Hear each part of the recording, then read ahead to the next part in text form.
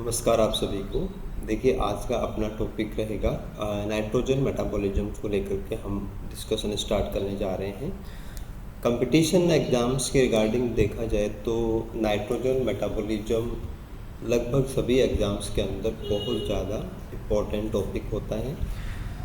ये plant physiology से भी जुड़ता है, अमीनो एसिड से भी कनेक्ट होता है, कुछ सेक्शन जो रूट नोडुल फॉर्मेशन है वहाँ से भी कनेक्ट होता है, ब्लू ग्रीन एल्गी से भी कनेक्ट होता है, इकोनॉमिक इम्पोर्टेंसेस हैं वहाँ से भी कनेक्ट होता है। तो एक डाइवर्स टॉपिक है और जितना डाइवर्स है उतना ही ज़्यादा इसमें कंपोनेंट्स हैं, डिफरेंट एंगल से हम समझेंगे इन चीज़ों को। और इकोलॉजी के अंदर भी जो नाइट्रोजन साइकिल है वो भी इससे कनेक्ट होता है। तो एक मोस्ट इम्पॉर्टेंट टॉपिक के रूप में हम नाइट्रोजन मेटाबॉलिज्म को मान सकते हैं। तो आगे के कुछ वीडियोस में हम नाइट्रोजन मेटाबॉलिज्म को डिटेल से समझेंगे। तो आई होप बाकी क्लासेस की तरह ये क्लासेस भी आप लोगों के लिए बहुत ज़्यादा हेल्पफुल रहेंगी।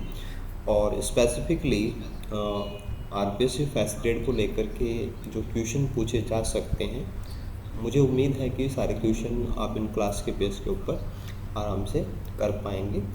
तो चलिए स्टार्ट करते हैं आज के हमारे टॉपिक को। देखो सबसे पहले तो हमें ये समझना है कि जो हम नाइट्रोजन बोलते हैं वो नाइट्रोजन एक्चुअल में मॉलिक्यूलर फॉर्म को बोलते हैं कि जो N2 होता है उसे हम नाइट्रोजन बोलते हैं।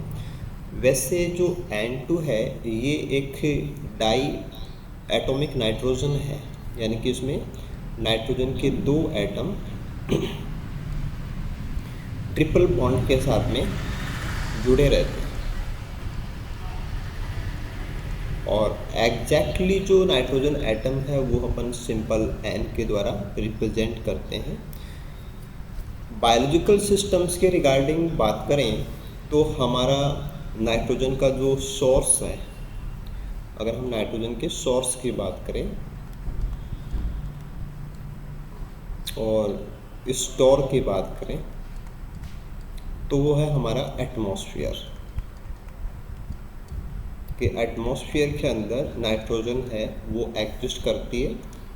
और एटमॉस्फेयर में नाइट्रोजन का जो प्रोपोर्शन है वो बाकी गैसेस के कंपैरिजन में सबसे ज़्यादा है, यानी कि 78% जो पार्ट है ये ओनली नाइट्रोजन गैस बनाती है। इसके बाद में थोड़ा सा आप ये भी ध्यान दे सकते हैं कि हमारे एटमॉस्फेयर के अंदर नाइट्रोजन के जो फॉर्म्स हैं उसमें एक तो नाइट्रोजन है, मेनली डाई एटॉमिक नाइट्रोजन उसके फॉर्म में होती है। नाइट्रोजन ऑक्साइड्स जो हैं जिनको अपन NOx से रिप्रेजेंट कर सकते हैं, नाइट्रोजन के ऑक्साइड्स भी एटमॉस्फेयर में पाए जाते हैं, नाइट्रोजन ऑक्साइड्स। अब पॉल्यूशन के अंदर या इकोलॉजी में एक क्वेश्चन आता है सेकेंडरी पॉल्यूटेंट,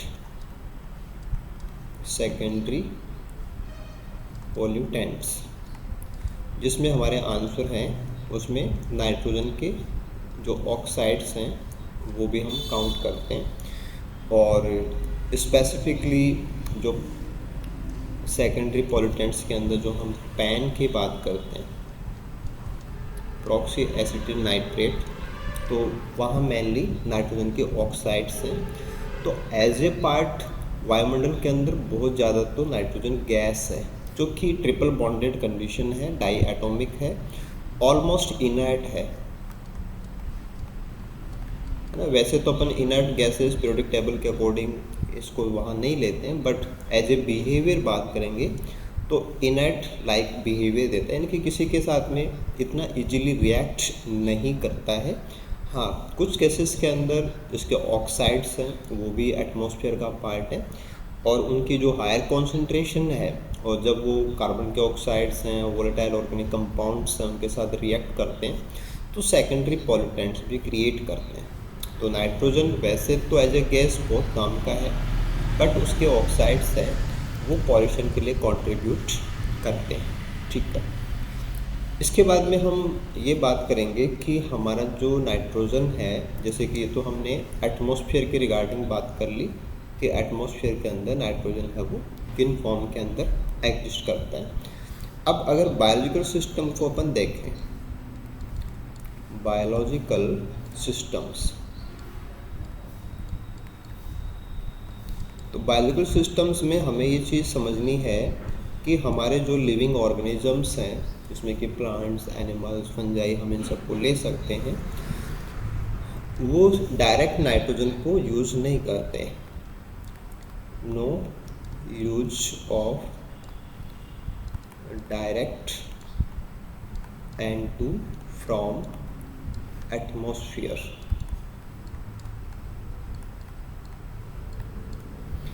हालांकि इसके कुछ एक्सेप्शंस आएंगे, जैसे कि ब्लू ग्रीन एल्गी है, ये डायरेक्टली एटमॉस्फेयर से नाइट्रोजन ले सकते हैं।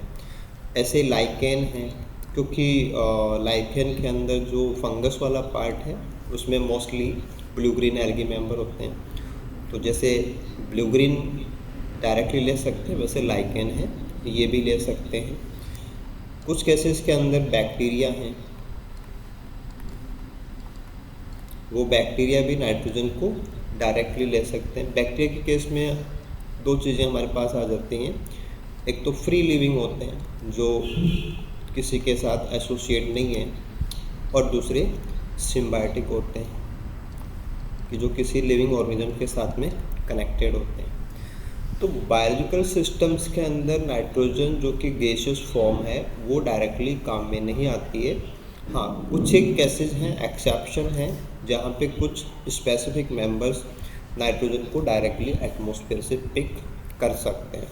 ओके, अगर हम लिविंग सिस्टम में नाइट्रोजन का रोल देखें तो नाइट्रोजन के जो मेन फॉर्म्स हैं, नाइट्रोजन के जो मेन फॉर्म्स आएंगे हमारे पास, तो उसमें अपन को सबसे पहले ये ध्यान देना है कि हमारा जो इकोसिस्टम होता है या हमारी जो फूड चेन्स होती हैं, उन फूड चेन्स के अंदर नाइट्रोजन को जो एंटर करते हैं या नाइट्रोजन को जो सिस्टम के अंदर लाते हैं, तो वो होगा एंटर्ड बाय प्लांट्स। यानी कि आप यहाँ पे लिख सकते हैं प्रोड्यूसर्स, कि जो प्लांट्स हैं जिनको कि अपन प्रोड्यूसर्स भी बोलते हैं, वो नाइट्रोजन को सबसे पहले एंटर करते हैं। और एज ए जनरल अगर हम देखेंगे तो आप वहाँ पे लिख सकते हैं कि प्लांट्स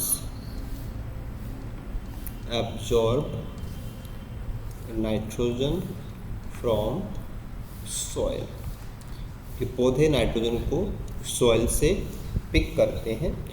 और फिर यहाँ से एक क्वेश्चन पूछा जाता है कि most important form absorbed by plants, absorbed by plants. तो नाइट्रोजन की कौन सी फॉर्म है जिसको पौधे एब्जॉर्ब करते हैं? जैसे कि अपन कहें कि नाइट्रेट है, नाइट्राइट है, अमोनियम आयन है। तो मेनली सॉइल के अंदर जो फॉर्म्स हैं वो 3 मेजर फॉर्म्स होती हैं, 3 major forms, 3 main forms in soil. Atmosphere की बात अलग है, एटमॉस्फेयर के अंदर नाइट्रोजन के ऑक्साइड्स अपन को मिल सकते हैं, वहाँ पे NO भी हो सकता है, बट सॉइल के अंदर मेनली क्या क्या है, NO3 minus, NO2 minus and NH4 plus. अब देखो, आपको ध्यान होना चाहिए कि NO3 और NO2 जो हैं ये नाइट्रोजन की ऑक्सीडाइज फॉर्म है, और सिंपली जो NH4 है ये इसका रिड्यूस्ड फॉर्म है। तो सॉइल के अंदर नाइट्रोजन के ऑक्सीडाइज फॉर्म भी पाए जाते हैं और रिड्यूस्ड फॉर्म भी पाए जाते हैं। मेनली 3 फॉर्म पाए जाते हैं, बट प्लांट्स मेनली जिसको एब्जॉर्ब करते हैं, दैट आंसर इज नाइट्रेट।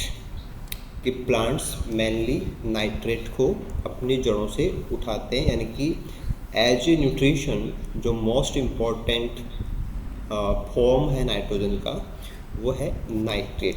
तो आंसर आपको क्या देना है, नाइट्रेट देना है, NO3-। तो प्लांट्स मेनली नाइट्रोजन को नाइट्रेट के फॉर्म के अंदर पिक करते हैं। अदरवाइज सॉइल के अंदर नाइट्राइट भी है, अमोनियम आयंस भी हैं। डिपेंड करता है सॉइल की कंडीशंस के ऊपर, डिपेंड करता है कि वहाँ पे डिकम्पोजिशन किस प्रकार के चल रहे हैं, और डिपेंड करता है कि सॉइल का टेम्परेचर, pH, ये सब क्या है। तो काफ़ी सारी चीज़ें हैं जो इस चीज़ को डिटरमाइन करती हैं कि पर्टिकुलर सॉइल के अंदर नाइट्रोजन है उसकी मात्रा, या नाइट्रोजन की किसी फॉर्म की मात्रा है वो किस प्रकार से है।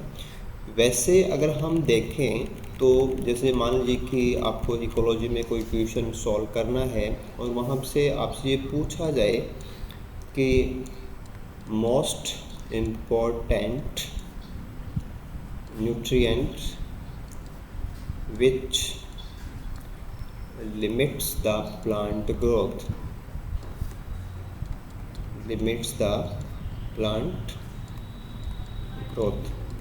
यानी कि अगर आपसे ये पूछा जा रहा है कि ऐसा कौन सा न्यूट्रिएंट है जो प्लांट ग्रोथ को सबसे ज़्यादा प्रभावी रूप से कंट्रोल करता है, यानी कि जिसकी कमी सबसे ज़्यादा नाइट्रोजन के अंदर, सॉइल के अंदर होती है, तो वो हमें आंसर क्या देना होता है, नाइट्रोजन।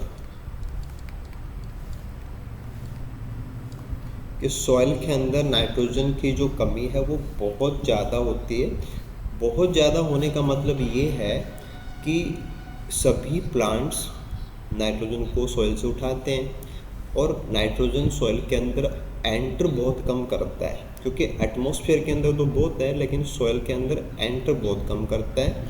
तो सॉइल में नाइट्रोजन की कमी होती है, और नाइट्रोजन की कमी होगी और पौधे जब इसको सोख लेंगे तो सबसे पहले जो सॉइल के अंदर लिमिटिंग फैक्टर बनेगा प्लांट ग्रोथ के लिए वो क्या बनेगा, नाइट्रोजन बनेगा।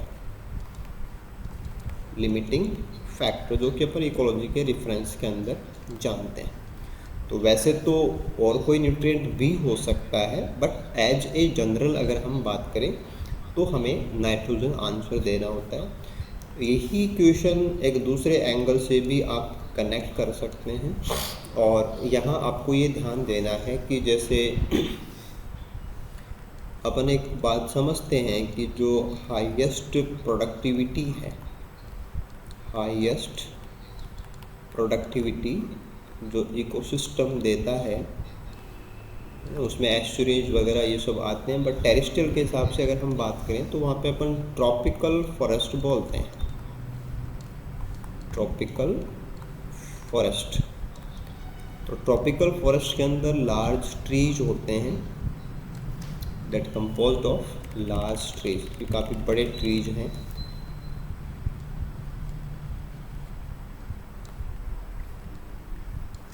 तो लार्ज ट्रीज होने की वजह से सॉइल के मोस्टली जो न्यूट्रिएंट्स हैं, यानी कि सॉइल का जो मेनली नाइट्रोजन है वो प्लांट्स के अंदर स्टोर्ड रह जाता है, या प्लांट्स के बायोमास के अंदर स्टोर्ड है, stored in biomass of plants, biomass of plants. तो अगर आप ट्रॉपिकल के रिगार्डिंग कोई क्वेश्चन कर रहे हो या आपका प्रोडक्टिविटी से जुड़ा हुआ कोई इशू है, तो आपको ध्यान देना है कि सॉइल में जो नाइट्रोजन है, अगर उस इकोसिस्टम के अंदर बहुत बड़े बड़े ट्रीज हैं तो मेनली जो नाइट्रोजन है वो हमें कहाँ मिलेगा, प्लांट्स के बायोमास के अंदर मिलेगा। अगर कोई भी न्यूट्रिएंट प्लांट के बायोमास का हिस्सा बन जाता है, प्लांट्स को फिर हर्बीवोर्स खाते हैं तो उनका हिस्सा बन जाता है। अगर लिविंग ऑर्गेनिज्म के बायोमास का न्यूट्रिएंट हिस्सा है तो उसे अपन बोलते हैं स्टैंडिंग क्रॉप, स्टैंडिंग क्रॉप।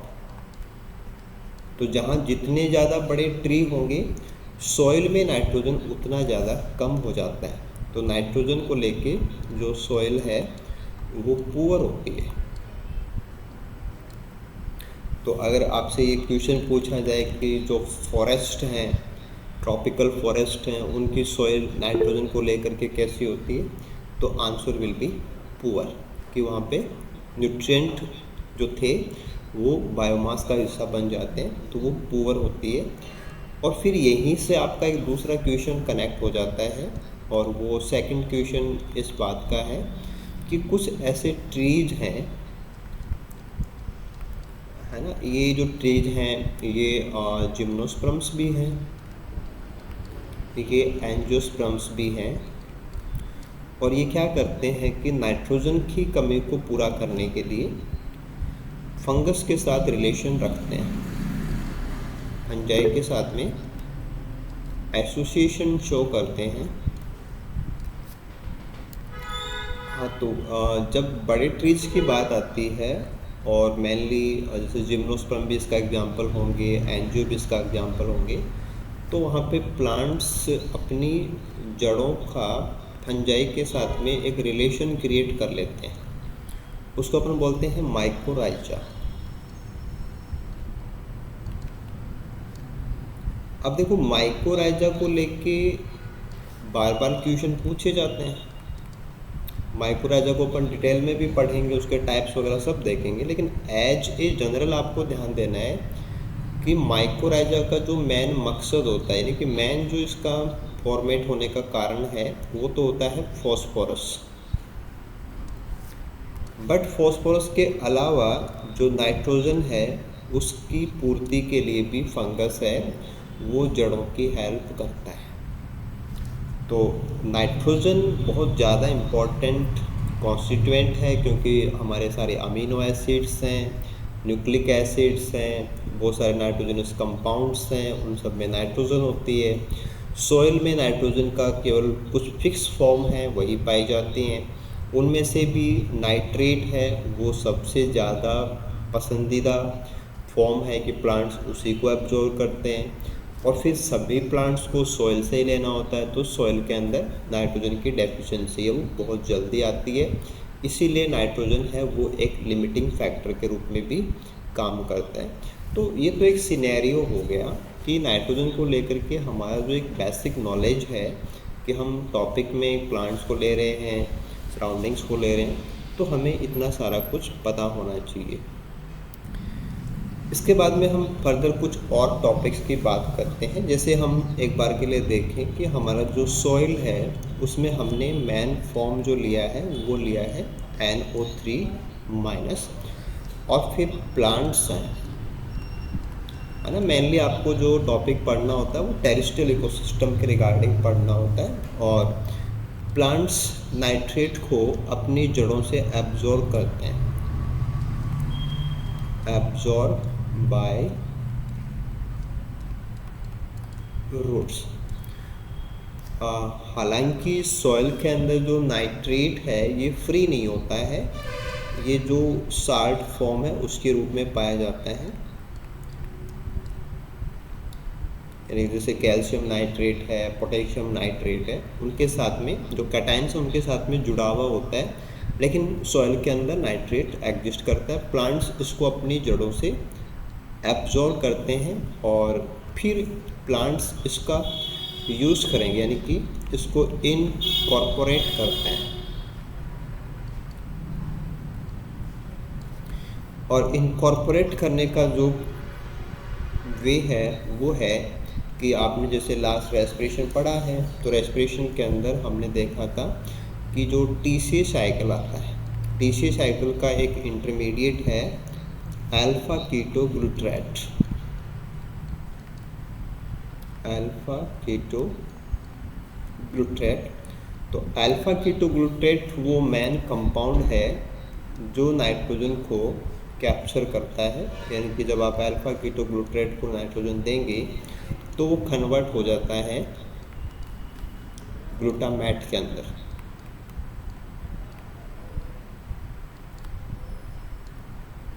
तो प्लांट्स के अंदर जितना भी नाइट्रोजन एंटर करता है वो ग्लूटामेट से जाता है, यानी कि ग्लूटामेट बनेगा पहले और फिर ग्लूटामेट से फिर ग्लूटामाइन स्टोरेज करना है तो एस्पेरेजाइन स्टोरेज करना है तो, या फिर ट्रांसएमिनेशन करके दूसरे जो अमीनो एसिड्स हैं वो सब बनते हैं अमीनो एसिड्स, और फिर अमीनो एसिड से ही फिर दूसरे जो नाइट्रोजनस कंपाउंड्स हैं वो सारे बनाए जाते हैं।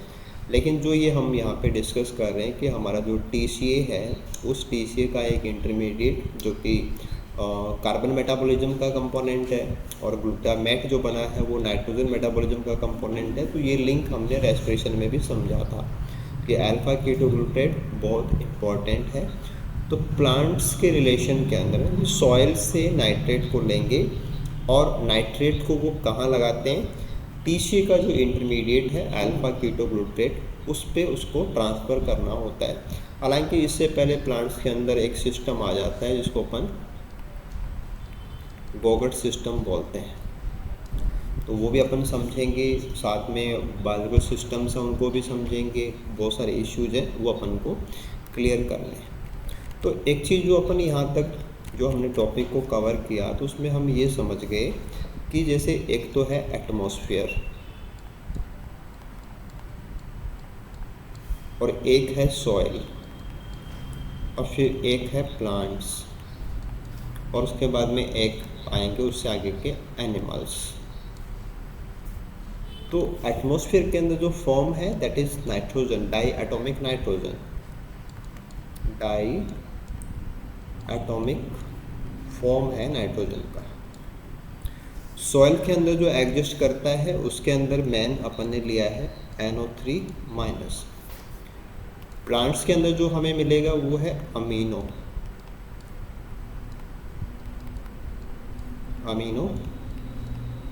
ग्रुप और फिर एनिमल्स भी सेम अमीनो ग्रुप।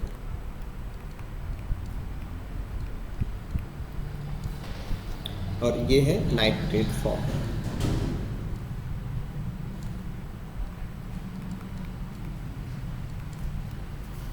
तो एक जो हमारा टॉपिक होता है कि एटमॉस्फेयर की जो नाइट्रोजन है जो कि सॉइल के अंदर पहुंचती है उसको हमें डिस्कस करना है। एक पार्ट तो ये आ जाएगा, फिर दूसरा पार्ट ये आ जाएगा कि सॉइल में जो नाइट्रोजन है वो कैसे अमीनो फॉर्म में कन्वर्ट होती है और फिर प्लांट्स एनिमल्स इसको कैसे काम में लेते हैं। एक डिफरेंट सिस्टम और आएगा, वो आएगा कुछ नाइट्रोजन फिक्सेशन करने वाले, नाइट्रोजन फिक्सेशन करने वाले ऑर्गेनिजम्स। वो क्या करते हैं कि एटमॉस्फेयर से डायरेक्ट ले लेते हैं,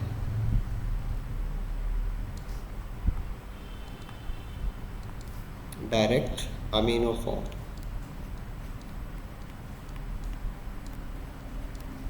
तो ये सारा ऐसे ऑपरेट होता है कि वैसे तो सॉइल में से नाइट्रेट उठाना होता है, बट जैसे कि आपके ब्लू ग्रीन एल्गी हैं,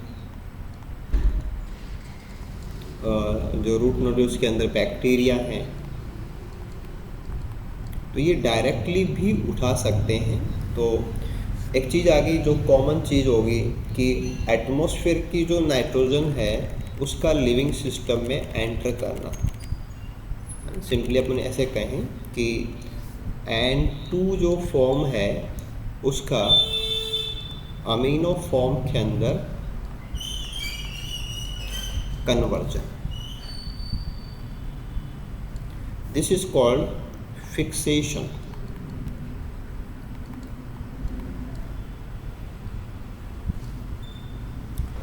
तो फिक्सेशन का मतलब हो गया है कि जो नहीं काम में आने वाला फॉर्म है वो काम में आने वाले फॉर्म के अंदर कन्वर्ट हो जाए। तो सिंपली फिक्सेशन को आप ऐसे मान सकते हैं। अब फिक्सेशन को अगर हम समझें तो फिक्सेशन के कई टाइप्स हो सकते हैं। जैसे फिक्सेशन का अपन पहला टाइप समझें तो जैसे कि फिजिकल तरीका होता है, फिजिकल वे। फिजिकल का मतलब एनी फोर्स से होता है ना, फोर्सेज। टॉपिक वाइज आपको ध्यान देना है कि फोर्सेज में हमें यहाँ पे काउंट करना है लाइटनिंग एंड थंडरिंग, यानी कि जब बिजलियाँ कड़कती हैं या बादल गरजते हैं तो लाइट के अंदर और साउंड के अंदर बहुत ज़्यादा एनर्जी होती है, और वो एनर्जी जो डाई एटॉमिक नाइट्रोजन के अंदर ट्रिपल बॉन्ड है, इस ट्रिपल बॉन्ड को ब्रेक करता है। ऐसे अगर बायोकेमिस्ट्री के हिसाब से बात करेंगे तो ट्रिपल बॉन्ड बहुत स्ट्रॉन्ग कोवलेंट बॉन्ड की कैटेगरी में आएंगे, ऐसे नहीं टूटते। बट अगर कहीं पे जो वायुमंडल का अगर अपना देखें तो केवल नीचे का भाग है ट्रोपोस्फियर, है ना, ट्रोपोस्फियर, जहाँ पे क्लाउड्स बनते हैं, बाकी एक्टिविटी होती है। तो जहाँ पे ज़्यादा बादल है, जहाँ पे ज़्यादा बारिश होती है, इसका मतलब आपका आंसर क्या होगा, ट्रॉपिक्स, ट्रॉपिकल एरिया इसका आंसर आएगा। हालांकि बारिश तो हर जगह हो सकती है, लेकिन ट्रॉपिकल एरिया के अंदर रेन बहुत ज़्यादा होती है, थंडरिंग लाइटनिंग कॉमन होती है, कॉमन एट हियर। तो ग्लोब के हर जगह पे फिजिकल वे इतना स्ट्रांगली काम नहीं करता है। जहाँ पे ज़्यादा रेनफॉल है, ज़्यादा थंडरिंग लाइटनिंग है, या साल भर के अंदर आप देखें तो 365 दिन में से ज़्यादा बार जहाँ पे ऐसे ट्रोपोस्फेरिक घटनाएं होती हैं, वहाँ ज़्यादा फिजिकल फोर्सेज अच्छे से काम करते हैं, और उनकी वजह से हमारा डाई एटॉमिक नाइट्रोजन जो है वो एटॉमिक नाइट्रोजन के अंदर टूटेगा। तो ये जो तरीका होता है जिसमें कोई केमिकल नहीं है, कोई लिविंग ऑर्गेनिज्म नहीं है, फिजिकल फोर्सेज हैं वो काम करते हैं, तो ये भी एक तरीका है कि इससे हमारा नाइट्रोजन है वो डाई एटॉमिक से एटॉमिक में कन्वर्ट हो जाएगा। तो बाई इक्वेशन ये कैसे काम करता है वो भी आप समझ सकते हैं कि ऑक्सीजन है और नाइट्रोजन है, और फिर ये थंडरिंग और लाइटनिंग आप इसमें ले सकते हैं कि ट्रोपोस्फेरिक घटनाएं इसके अंदर आप इंक्लूड करा दीजिए, तो ये कन्वर्ट हो जाएगा NO के अंदर, यानी कि नाइट्रिक ऑक्साइड। तो जहाँ पे ज़्यादा ऐसी घटनाएं हैं केवल उस जगह पे NO की फॉर्मेशन है वो बाकी जगह के कंपेरिजन में ज़्यादा होगी। अगले स्टेप के अंदर जो NO है ये वापस से रिएक्ट कर सकता है विथ ऑक्सीजन, तो इससे बनेगा NO2 यानी कि नाइट्रोजन प्रोक्साइड।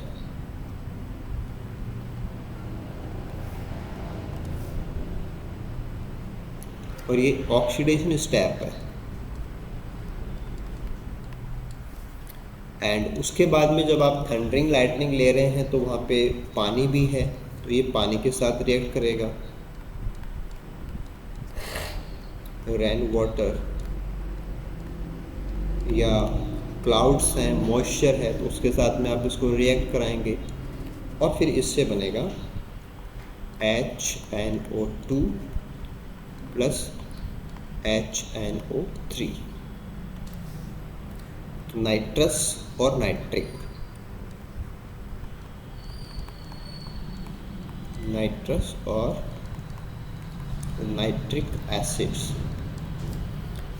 ये जो अपन अभी यहाँ पे बोल रहे हैं कि पहले NO बना, फिर NO2 बना, फिर नाइट्रस एसिड या नाइट्रिक एसिड बने, ये ड्यूरिंग रेन हो रहा है। थंडरिंग लाइटनिंग ये सब वहाँ पे चल रहा है, रेन वहाँ पे है, पानी है, रिएक्शंस है वो ट्रोपोस्फेयर के अंदर हो रही है, और सॉइल के अंदर मेनली ये जो दो फॉर्म है, ये दोनों फॉर्म सॉइल में रीच करती हैं, यानी कि NO2 और NO3, ये विथ रेन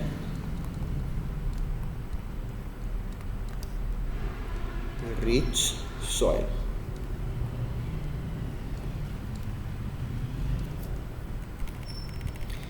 अब अगर नाइट्रोजन के ऑक्साइड वायुमंडल में ज़्यादा है ना, दूसरी कंडीशन भी आप यहाँ पे समझिए कि high concentration of nitrogen oxide, high concentration of nitrogen oxide, तो फिर वहाँ से सल्फ्यूरिक एसिड भी बनता है, सल्फर के ऑक्साइड्स भी अगर वहाँ पे हों तो H2SO4 भी बनता है, HNO3 भी बनता है, और इनकी कॉन्सेंट्रेशन भी हाई होती है, हाई कॉन्सेंट्रेशन। तो अगर नॉर्मल से ज़्यादा नाइट्रोजन के ऑक्साइड, सल्फर के ऑक्साइड जो अपन कंजप्शन करते हैं ना, पेट्रोलियम प्रोडक्ट्स को जलाते हैं, फ्यूल्स को जलाते हैं, तो उससे नाइट्रोजन के ऑक्साइड्स क्रिएट होते हैं, सल्फर के ऑक्साइड्स क्रिएट होते हैं, और फॉसिल फ्यूल जो है वो सल्फर के ऑक्साइड्स का मेन सोर्स होता है। तो अगर हम ज़्यादा फॉसिल फ्यूल जलाते हैं तो ये ऑक्साइड वायुमंडल में ज़्यादा जाएंगे और फिर रिएक्ट करके ये एसिड्स बनाते हैं, और अगर इन एसिड्स की कॉन्सेंट्रेशन बहुत ज़्यादा हो जाती है, फिर ये अगर सॉइल पे आते हैं तो उसको अपन बोलते हैं एसिड रेन। तो as a normal tropical area के अंदर सॉइल के अंदर नाइट्रस और नाइट्रिक एसिड्स हैं वो आते हैं, वो एक नॉर्मल फिनोमिना है।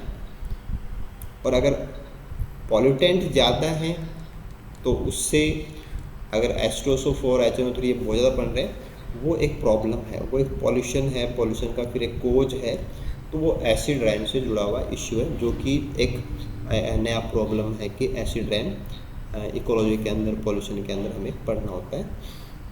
तो अभी हमने बात किया कि जो ट्रॉपिकल एरिया हैं, उन ट्रॉपिकल एरिया के अंदर जो सॉइल है, उस सॉइल के अंदर एटमॉस्फेयर से HNO2 या HNO3 ये आते हैं विथ रेन।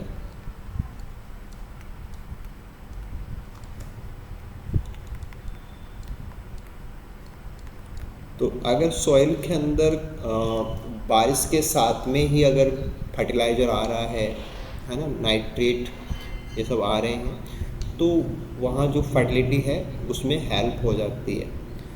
बाकी जो जगह हैं जहाँ पे थंडरिंग लाइटनिंग कम है, तो वहाँ पे ऐसा कुछ इतना स्ट्रांगली नहीं होता, तो वहाँ हमें सॉइल के अंदर फर्टिलाइज़र ज़्यादा डालने होते हैं। और एक बार के लिए अगर हम इसको माने कि इसका जो ग्लोबल रेट है,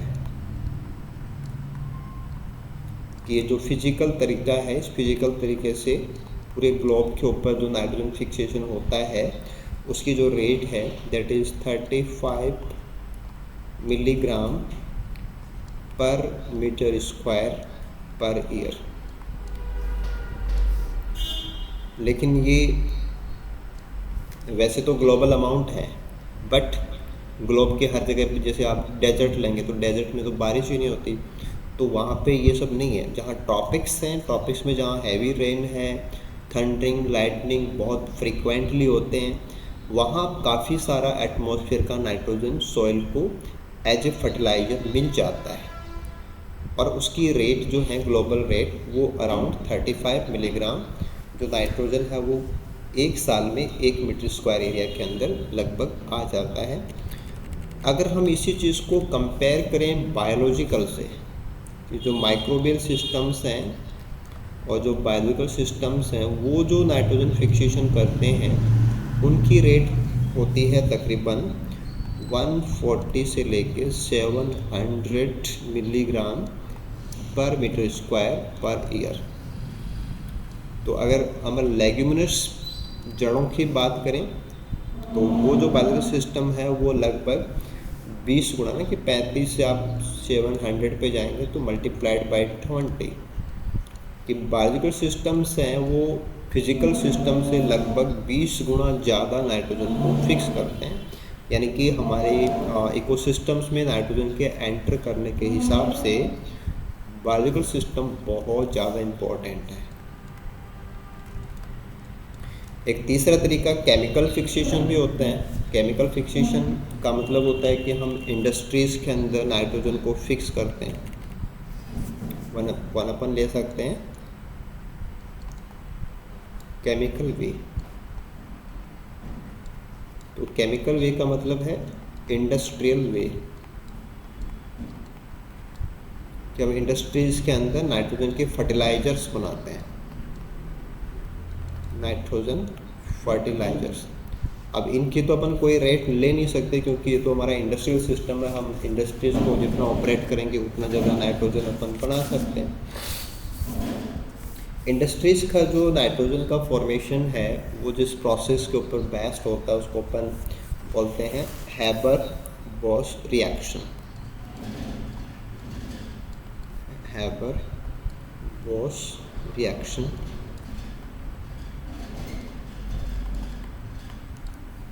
और हैबर-बोश रिएक्शन की अगर हम बात करें तो ये एक प्रकार का केमिकल नाइट्रोजन फिक्सेशन हो जाएगा और यहाँ डायरेक्टली नाइट्रोजन गैस इस्तेमाल होती है और उसके साथ में हाइड्रोजन गैस को रिएक्ट कराया जाता है और काफ़ी हैवी टेम्परेचर होता है। और प्लस यहाँ पे जो आयरन के ऑक्साइड्स हैं वो काम में आते हैं,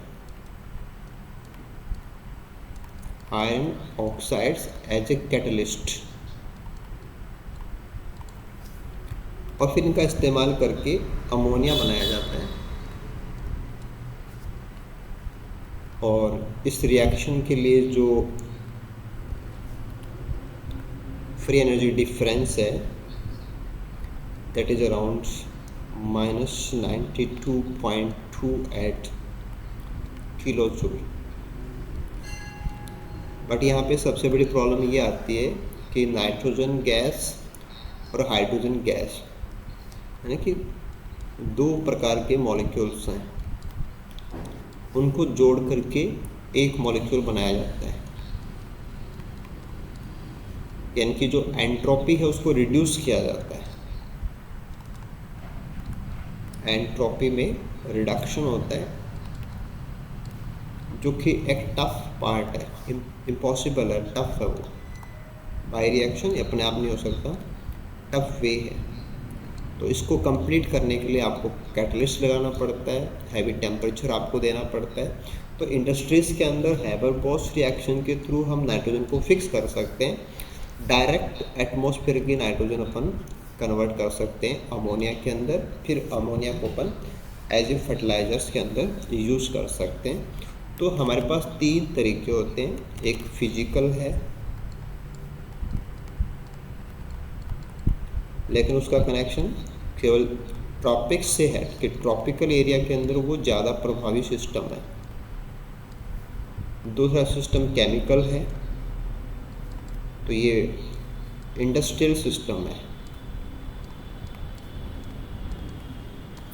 और तीसरा सिस्टम जो आएगा वो बायोलॉजिकल है, जिसको कि अपन बायोलॉजिकल नाइट्रोजन फिक्सेशन बोलते हैं। उसमें फिर नाइट्रोजन फिक्सेशन ऑर्गेनिजम्स आ जाएंगे।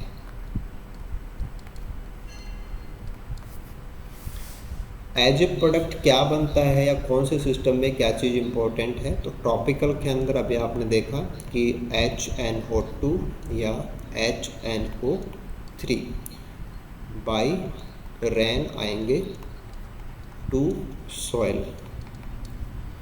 इंडस्ट्रीज़ के अंदर जो नाइट्रोजन गैस है उसको कन्वर्ट करते हैं NH3 के अंदर। और बायोलॉजिकल सिस्टम्स की बात करेंगे तो यहाँ पे जो नाइट्रोजन गैस है उसको कन्वर्ट किया जाएगा NH3 के अंदर। यहाँ पे आप NH2 ही लिखेंगे, NH2 फॉर्म के अंदर, अमोनिया के फॉर्म के अंदर, अमीनो ग्रुप के अंदर।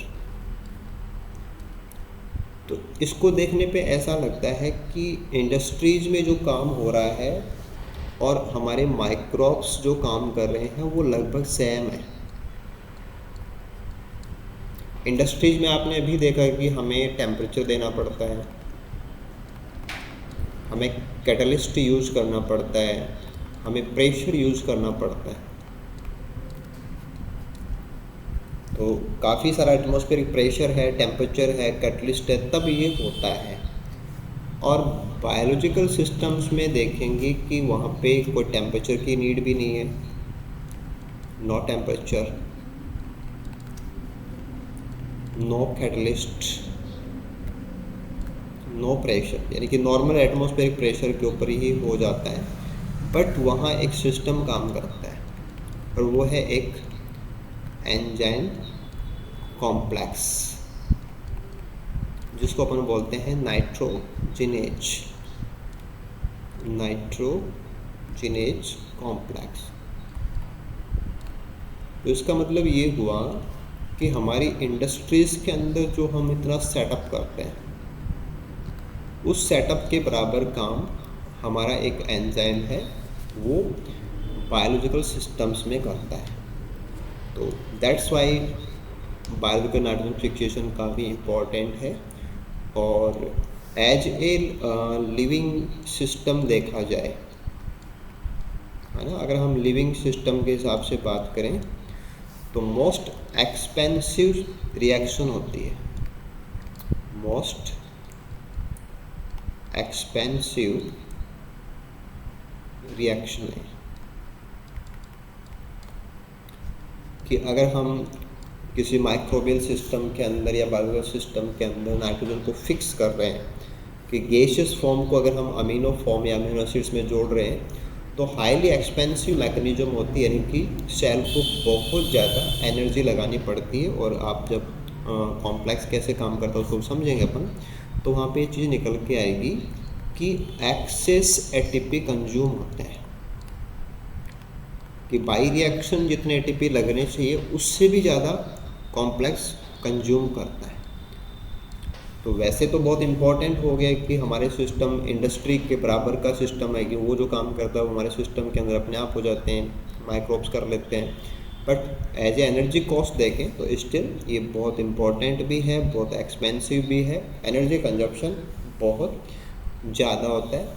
ग्लोबल कंसर्न में देखें तो हमारे फिजिकल के कंपैरिजन के अंदर 20 गुना ज़्यादा जो नाइट्रोजन फिक्सेशन है वो माइक्रोब्स करते हैं। देखो एक क्वेश्चन आपसे पूछा जा सकता है, उस क्वेश्चन में जैसे आप ये ध्यान दें कि एक तो हो गया नाइट्रोजन का सोर्स, कि नाइट्रोजन का सोर्स कौन है, तो उसका आंसर है एटमॉस्फेयर।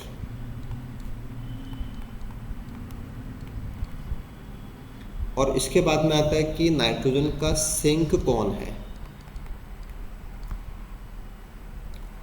तो उसमें आपको आंसर देना है कि नाइट्रोजन की जो मेन सिंक हैं वो हैं biological nitrogen fixers, biological nitrogen fixation करने वाले ऑर्गेनिजम्स। हालांकि जैसे प्लांट्स के अंदर नाइट्रोजन आ गया फिर वो हर्बीवोर में जाएगा, कार्निवोर में जाएगा, वो तो फीडिंग है। वैसे वायुमंडल में खूब सारा नाइट्रोजन है 78%, और उसको वहाँ से हटाने का, यानी कि एटमॉस्फेयर से अगर कोई नाइट्रोजन को सोखता है तो वो कौन है, बायोलॉजिकल नाइट्रोजन फिक्सर्स हैं। क्योंकि इनकी जो रेट है वो अभी अपने लिया कि तकरीबन ये रेट हमारी आ रही थी 20 टाइम्स मोर। हालांकि ऐसा ही जो सिंक है वो दूसरा सिंक फिजिकल भी है, थंडरिंग लाइटनिंग जो है ट्रॉपिकल पार्ट्स वो भी हैं, लेकिन वो इतने स्ट्रॉन्ग नहीं है, पुअरली वर्क करते हैं। तो नाइट्रोजन एग्जिस्ट कहाँ करता है, एटमॉस्फेयर में। एटमॉस्फेयर से उठाने का काम कौन करते हैं, माइक्रोब्स।